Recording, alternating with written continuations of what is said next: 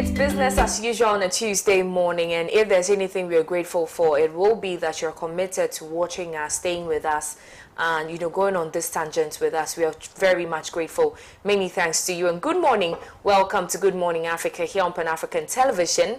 We are live from our studios 48 Swanika Street, Abilinkpi, Accra. Across the African continent in 46 African countries, we are watched as well, some parts of South America and Europe. My name is AGYEKUM, and of course I'm here with the one, the only. My name is Kokwalomaso. Always a pleasure to come your way with the newspaper headline segment of Good Morning Africa. We are in 46 South African countries via satellite, in some parts of Europe and of course South America as well. We are watched in these areas. I want to thank you so much for your time this morning. As usual, Tuesday morning it is. The days are running thick and fast, and very soon election 2024 will be upon us. 7th December is coming soon, and we know that the campaign activities, I don't know if you've been following that of the vice president and then the former president as well. So they've all been moving around trying to appeal to voters in order to vote for them in the coming elections. But if maybe you do not know, the running mate to the flag bearer of the New Patriotic Party, Dr. Matthew Opoku-Prempeh, he has decided to meet the people of Nkrofo, the chiefs of Nkrofo, to officially apologize to them over his Kwame Nkrumah no comments. Yeah, so that's the next move. But he has rendered a public apology. So what's the need for, that specific act? So currently he's actually touring the eastern region, the western region, so western, northwestern region now, and of course that's where the former president, Ghana's first ever president, that's where he comes from. Yeah. So of course you're going to interact with people, you're going to meet the opinion leaders, you're going to meet the chiefs, and so it's only right that if you've passed such comments about their illustrious son, somebody who came from that part of the country to the whole. Well, I get that part. I mean, it could have been as part of the activity, and not necessarily an agenda setting to say, I'm going to apologize, but to speak to them on your mission, your vision, and what you stand for and what you expect of us. That's fair enough. I think there's a general what's the word? People in that enclave, especially following events that have transpired or that transpired in Menchia, it is only natural that people in that enclave, and of course the whole Dr. Kwame Nkrumah in high esteem, we all do, but that is his hometown to start with, and so they are going to be apathetic in the first place towards him, and it is so immediate. Right after he made those comments, he is going to the hometown of the home region of this person. To apologize. So yes, so no, that wasn't for the political activity. Of course, yes. So right afterwards, that's where he's going. So it's only right that at least we make it public that, I'm going to apologize to these people, so that in their minds, he's not just coming to rub it in our faces. I hope his apology is accepted. Well, I've heard the CPP, they are saying that, of course, they have accepted his apology, but then they'd want to debate him on the comments he made, that this administration has performed better than the Eswal Nkrumah administration. So they want to debate him on it, if that is truly what he thinks. But if there's an apology, that means he's retracting his statement, and the what's it called, the former is not necessarily true. I mean, based on the comments that he made. I beg to differ actually. So the apology is not because he thinks that Nana has performed better than Nkrumah. Yes, the apology is not because he has now come to the realization that no, I don't think that this administration has performed better than Nkrumah's administration. That is not the reason for the apology. He still believes that this government is the best performing government in Ghana's political history. What he is apologizing for is the contemptuous manner in which he addressed the former president, Kwame Nkrumah, by saying that he explicitly explicitly so by saying that he explicitly alienates himself from Osajifo Dr. Kwame Nkrumah. You're Kwame Nkrumah. Once you make that statement, it means that whatever thing that you say in addition to that, if it is good, it doesn't apply to you. It doesn't apply to you. You understand? Yeah. If it is good, cry and whatever. I mean, we all understand. That's your father. Your father. That's your father. That's your father. You understand? So, in converse. He attended Kwame Nkrumah University of Science and Technology. Yes. He attended Kwame Nkrumah Basic School. Oh, of course, he did. He did. And that's why he attained, his medical. So having used facilities that the first president put up, now he grows up, becomes a doctor, and he says that, look, you're Kwame Nkrumah, I don't want to have anything to do with him. And so that is where the calumny comes from. That is where the derogation comes from, and that is what the Ghanaian people are innovated about. Of course, so in my opinion, if he says that he's performed, I mean, this administration has performed better than the Nkrumah's administration, that is his opinion.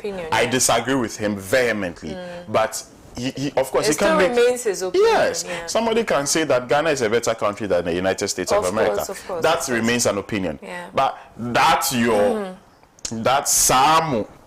But there are some things that I believe, following this event, there are some things that I believe are too factual to tamper with. Yes. Do you get what I mean? Like, this comparison, for instance, it is a bit, if I should say, insulting.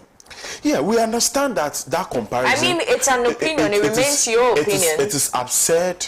But there are certain things that are untouchable. You just don't even say that. It is absurd. It is outrageous in the first place. Now, to further rub salt in our wounds, you are telling us that it means that whatever this man has achieved to you is balderdash, and you wouldn't want to even associate yourself to it in the first place. By contravention, he is a beneficiary. He's a direct beneficiary from one of Nkrumah's millions of achievements.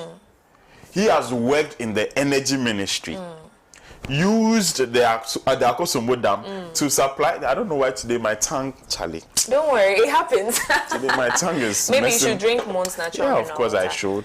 Don't drink alone. Mons Natural Mineral Water, absolutely what you need for all your events, your parties, everything that water. There's only one problem I have with Mons Natural Mineral Water.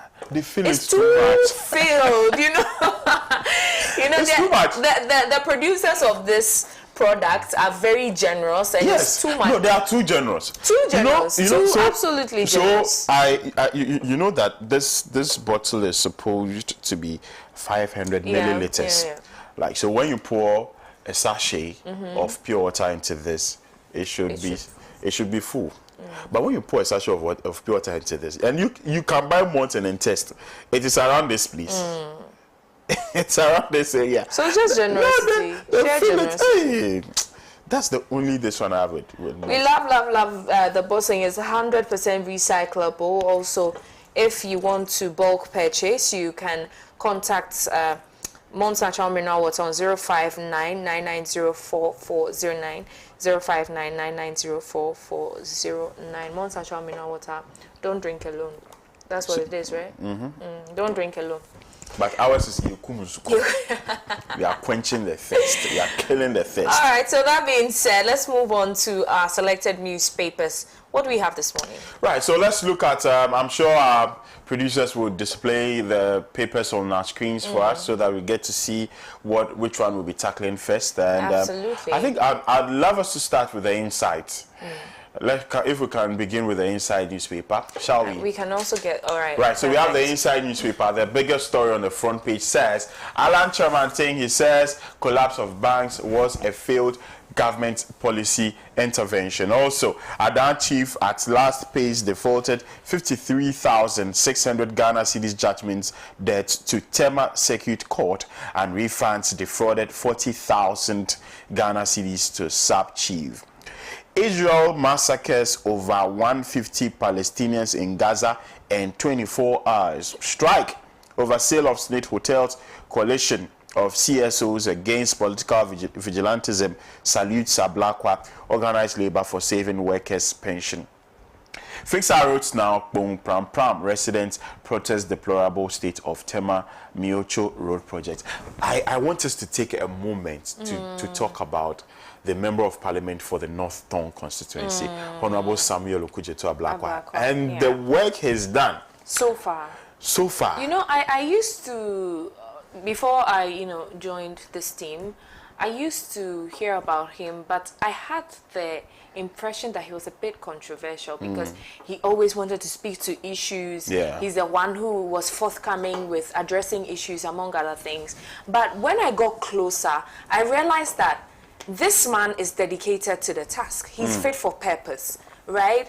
Especially, if not for anything at all, look at the incident at Mepe. Yes. See how he mobilized help. Yeah. When the government under which these vulnerable people are, Yeah. they didn't even care that much. But he went,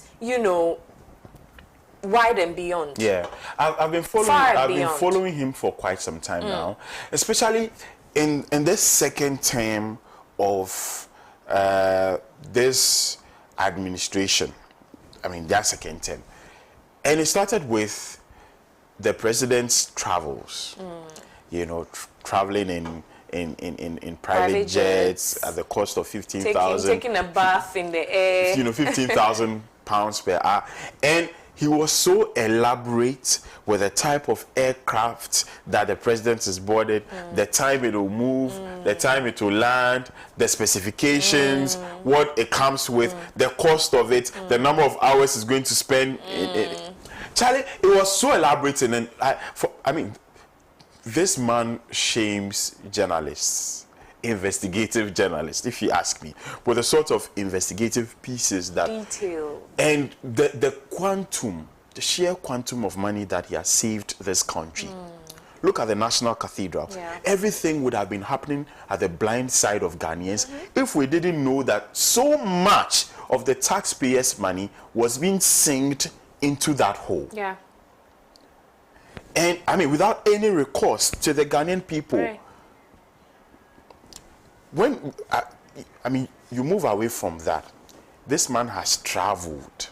He went to the US, I think last year. He went to the US on this National Cathedral on this matter, when they said that there was an office over there that was supposed to take care of funds being raised for the National Cathedral. He went to the United States. The address of that office, he went there to check, and it didn't exist. It didn't exist. Look at this Smith Hotels and everything that, we didn't even know about it. Nobody knew about it. No journalist in the four corners of this country knew about it. Or would have even thought of probing. Yes. The SML deal, he saved the country so much. Charlie, he saved the country a lot. So much. And what you do not know that the problem or the challenge that he poses is not to himself but to his colleague MPs. Do you know why? Now, Ghanaians who reside in their various constituencies see Ablakwa as the benchmark. So if this MP is doing this, why can't you also do that? Absolutely. Why? And the excuse is that it is not under my purview, and of course, rightly so. But this man goes out of his way to to do so many things. Like I mean, which in turn in yours the benefit of yes, we Ghanaians. Yes, the Ghanaian people. As you said, look at the amount of money he has saved in this country. Like, he's doing so much. I mean, so like the MPs, Charlie, oh, you don't overdo them. How you do them? 1 minute for a black one. You know, he do overdo them. He do overdo the thing. Like you were talking about this Mefe flats.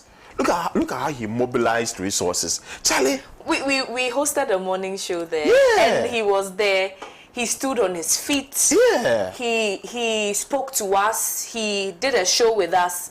He was also simultaneously receiving guests, mobilizing. Charlie. I was so impressed. His work, to be honest, I was so impressed. You know, there was a Facebook post I saw which said that, you know, back in the day when Honorable Ablakwa actually started his politics from the Mills administration. And I mean, he didn't have to work for a good number of years before being promoted. He didn't work so, like, he didn't have to do so much. He was catapulted to the education ministry. He was deputy education minister. He was being named as one of the babies with sharp teeth. I don't know if you heard that. Yeah. Now, the thing is that the babies with the baby with sharp teeth is actually a shark, a daddy shark. Is actually saving this country from old men with long hands. Yes. So he's doing so well. Honorable Ablakwa, we salute you. We salute you wherever you are this morning. I mean, he writes so much on the internet, on social media, Facebook, like sometimes 20 paragraphs. You take time and you read. Charlie. Thank you, sir. Thank you for so being much. Doing so much. A true national. Yeah, a true patriot. I know the NDC people wouldn't want it. He's been a true patriot. Kudos to the comrade. man of the moment. Yeah, he's doing a job. You deserve your flowers. It takes so much to get the job done, but it takes another weight of force for you to be recognized. And we recognize you, we see you, sir, and we appreciate you. We do. And also, we are learning from your fearlessness and your zeal. Thank you so much. God bless you. Son of man. That's how Son of man. Yeah, son of man. All right, let's move on to our next newspaper. Let's do some more newspapers. Yes, if we have, okay, so we have the Economy Times. All right, let's do the Economy Times newspaper. Customers' complaints to BOG dropped sharply. Also, Ghana's credit rating to be upgraded after Eurobond exchange. Moody's hints.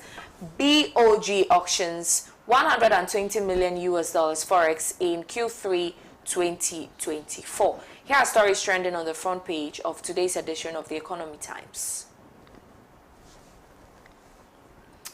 The Anchor. Let's do the Anchor newspaper. I won't waste my time. I won't waste time on empty. Captain Smart, Deputy Minister, hits back after baseless allegations against him. Godfred Oparijan writes, the competent, versatile Napo that I know. The records show I've delivered on my promises, Baumia. That's all. And I think there's a final story there. 17-year-old BC graduate stabbed to death. Wow. While separating quarrel between two lovers. While separating quarrel between two lovers. And he was stabbed. He was you mind your business. He was given as a ransom to the gods. Yes. Let's move on to our next newspaper, shall we? Let's do the Daily Post. Says stage dancer, champion liar, Bamia begging JM for debate to resurrect dying political career. In Kumasi, also traders defects to NDC, citing better management of affairs and support for traders. Now let's take a minute to address this debate issue, as Baumia has thrown the challenge to former President John Dramani Mahama to debate on the state of the economy and the way forward. Yes. Do you think it should only be between the MPP and the NDC? No, so over the years, I've been in this country for quite a number of years now to see presidential debates. I saw that in 2012. I saw that in 2008. I saw that in 2004. I've been privileged to see presidential debates, and mostly it's not just between the NDC and NPP, though they are the focus of attraction. If you ask me. So other political parties are part of them. I think it was during the 2012 debate that what's his name? That Honorable Kojo Ponkroma, at the time, was working for Joy, and of course the current running mate to former President John Dramani Mahama. Yes. Joyce Bauer. No, Madam Jane Nana Opoku-Agyeman. Running mates. Yeah, running mates. Yeah. So I beg your pardon. they were actually the ones moderating that debate. These two, Opoku-Agyeman and then Madam Jane. Oh. Yes, them at the time. At the time. And the likes of I think Hassan Ayariga and all these other politicians. I remember that. They were all part of it. And Yeah. so I mean, debates happen. It's not just between the MPP and then. But it looks like right now the narrative is such that it's going to be like, you know, the MPP and the NDC, since they are the fulcrum of our... Yes. But truth is, if any debate is going to happen today, it won't just between the two of them. And of course, it would be so unfair. It can't be. I know for a fact that if there's going to be a debate today, Alan Chemanteng will be part. Cheddar. Cheddar will be part. I'm looking forward to, you know, getting to hear from him, and I mean, I've heard from him a few super times. excited. Oh, of course. I mean, during his media rounds and all that. But like when it comes to debates, when all your opponents are present, maybe the conversation will be different. Yeah, that's true, by the way. So let's we are looking forward to that. Well, so as to whether or not the former president, you're asking if it is necessary. Right, yeah, it's I mean, I do not think that the former president would do that. I do not think that he would do that. The reason for which he may not want to do that, in 2020, I think he was calling for. In 2016, he called for a debate. The then opposition government, led by Nanado, they vehemently declined. They didn't want to do it. They didn't do it. So it's going to be a clapback. Yeah. So I think then what the former president, what the then flag bearer of the MPP said was that debate the Ghanaian people with the current economic indices and everything. Debate them, don't come and debate me. These are the people to whom you are accountable. So go and debate them rather. So I think that the former president won't do it. I've seen Koku Angido, who was former, I think, Deputy General Secretary also of the National Democratic Congress. He has now fallen out of love with the party, or the party has fallen out of love, with him. Either ways, there's a fallout. He has come to say that he's going to demonstrate no debate, no presidency if former President John Dramani Mahama decides not to do the debate. At the time when they decided not to, I've also heard people from the NDC say that they will vote against the NDC if the former president decides to and then it becomes a big problem. But then, for me, I'm looking forward to a forum where young people from all facets, grassroots,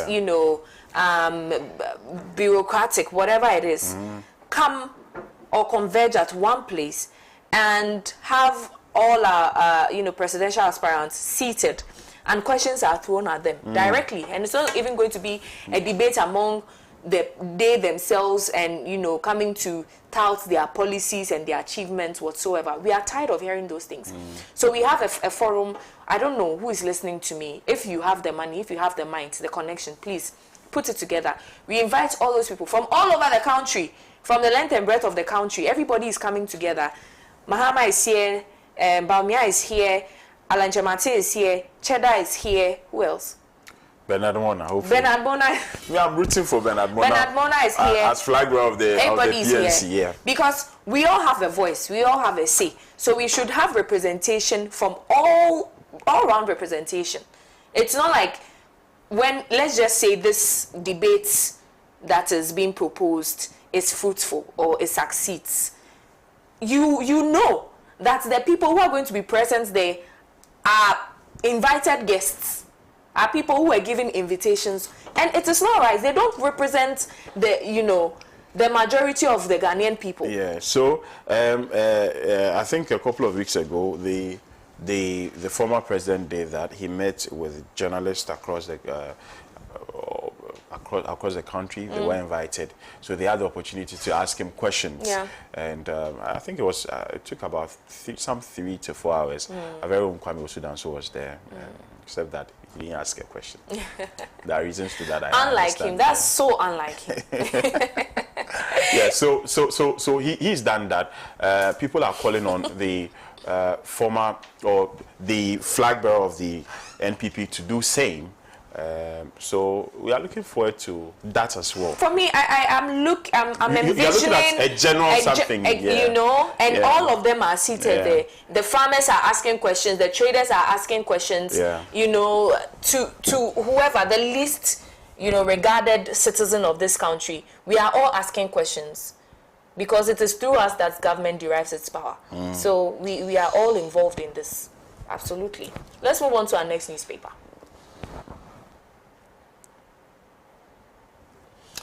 Right, the Daily Guide newspaper says NDC blocks bauxite lithium deals. Please invite A+ to assist in Ahmed Swale's murder probe. Baumia promises are real. This is according to Nana. I don't know which Nana that is. Virtual InfoSec, now Tier 1 cybersecurity provider. Brian Champong unveils $3.2 million infrastructure project for farmers. That's all for the Daily Guide. Let's do the Hawk newspaper. Let's move on to the next. Now, to the Daily Statesman, London meets Prof. Jeff Haynes, drives discourse on African politics. Also, NSS pedagogy. Yeah. Can I have the actual? Yes, thank you. NSS pedagogy module remaining teacher training. Shaping future. Sleep grants disbursements begins. Now you saw the improvement, the upgrade. Yeah. Akufo-Addo completes 12,830 kilometers of roads against Mills Mahamas 4,636 kilometers. Okay. Manya Krobo chief hails Baumia chieftaincy integration plan. Stories on today's edition of the Daily Statesman. Right. Finally, do we have a final newspaper? I think we've exhausted. Yeah, all right. So let us know what to expect on today's edition of the newspaper review segment. Well, so there's been elections in Rwanda, and the incumbent president Paul Kagame, guess what? He's won with over 99% of the votes cast, and I think that would be a first in history. No, some other country like that did over 100%. Mugabe's time? I think one African country, the president won with over 120% of the vote. It was in Liberia. It was in Liberia, I think in the 80s or so. The president won with over 120%. So it means that angels and dwarfs came to vote. And the seraphims and the cherubims. Yes, and the Aitephraims. Anyway. So that's going to be our African story. If you are a commercial driver, or if you use any of these ride-hailing services, or you board a trotro or a taxi to work, you commute by any of these means of transportation, or maybe you have a private car. Well, if you're going to buy fuel this morning, you'd realize that the price has increased. So there's a 4% price hike in petroleum prices. And so that's going to be, and you know how petrol affects everything. There's a cascading effect on everything. So that's going to be our second topic for conversation. Also, we shall be looking at the strike by organized labor. I understand that today they are going to take or pick up their tools, go back to their workplaces, but we are hearing that now they are moving their concerns beyond the SNIT hotels. They have a lot of issues on the table to discuss, and they're saying that time for negotiations with governments is over. It's over. So I don't know what that means. I don't know what decisions they are going to be taking in the coming days. That is also going to be one of the topics we discuss. And then finally, Alan John Kwejo Chairman, who was a part of this administration, says that the collapse of some banks was a bad policy initiative. Very bad policy initiative. I don't know how he came to this realization at this point in time. Is it because he has formed his own, movement or political party? And I think it's fair, because if you are in there, you cannot say things that's curtail there. Well, so these are some of the issues that will be discussed on the newspaper review segment of the show. Kwame Osudanso is already here. Our boss is here, and so he'll be taking charge. He'll be in the driver's seat for that segment of the show. My name is Kokwalo Maso. It's been a pleasure. My name is Ohema AGYEKUM. Do remember that we have you at heart always, and here we discuss matters that matter to you. Have a good day.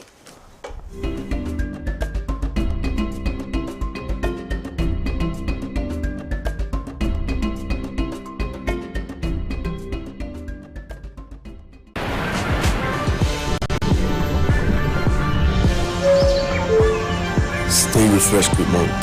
Prepare for hydration.